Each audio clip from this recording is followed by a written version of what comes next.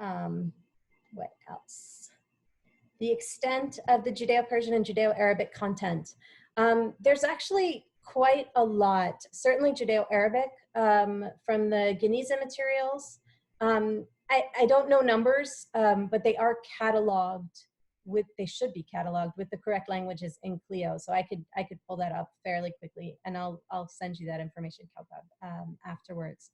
But there are a lot of actually Judeo hyphen languages in our collection because of our strengths from Amsterdam, which included a large community of ex-conversos, so Jews who had been pretending to be Christians in Spain and Portugal under the Inquisition, and then came to Amsterdam where there was more freedom of religion and they could practice their religion. That's why we have a lot of materials in Spanish and Portuguese. There are a couple of manuscripts that we have that are sort of guidebooks on how to be Jewish, which are really interesting from the 17th century, because in Amsterdam, you had all these Jews who were flowing into Amsterdam to join the Sephardic community who had been practicing it as Christians, sometimes for generations. And so they didn't necessarily know the difference between what they did in public and what was actually Jewish practice. And so, you know, they would, so these books would go through and say, you know, the crossing yourself in synagogue is not a thing we do. Or, you know, as, but obviously it's more complex than that. But to explain what Judaism is as opposed to Christianity, because there was a lot of confusion among these Jews.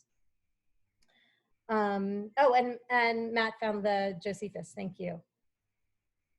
Thank you, Pamela. Any other questions? I should say my tagline for the collection is 10th to the 20th centuries, India to the Caribbean. The collection really spans the world and quite a bit of time. 10th to 20th centuries actually is a misnomer because we do have a tombstone from the 2nd century. In the Roman catacombs, there were Jewish catacombs at Rome. And we have one tombstone in our epigrapha collection that has a menorah on it with an inscription in Greek, because that's what the Jews spoke in Rome during the 2nd century of the Common Era. And we have a couple of coins of the Judea Capta coins from after the fall of Jerusalem with the image of Judea in chains following the Roman destruction of Jerusalem. So it does actually, we could say, goes back to the beginning of the Common Era, although I've heard earlier talks prior to my time talk about, well, the Babylonian tablet is from the time of Abraham. So, but I'm not sure I count that as specifically Jewish materials, just because it's Babylon. Anything else? So yeah, one of my joys during this whole pandemic period, if we can say that we have joys, has been going through those manuscripts that we microfilmed and digitized and adding them to the Internet Archive site.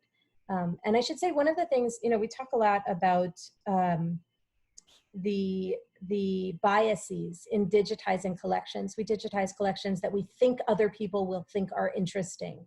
And what's amazing about this collection of 700 manuscripts that we microfilmed and then digitized is that they were just all the manuscripts. And so they digitized, they microfilmed everything. And so what I'm discovering is these manuscripts that would not have been seen as important because they weren't pretty, or they weren't old enough, or they weren't written by a known author, now can suddenly be made available to researchers. And I'm discovering all sorts of really interesting things as I go along in this process to put the materials up.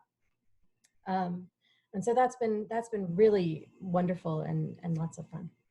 So if that's all for questions, I'm going to end. Thank you very much. Thank you for coming. And have a good one, everybody. Bye-bye.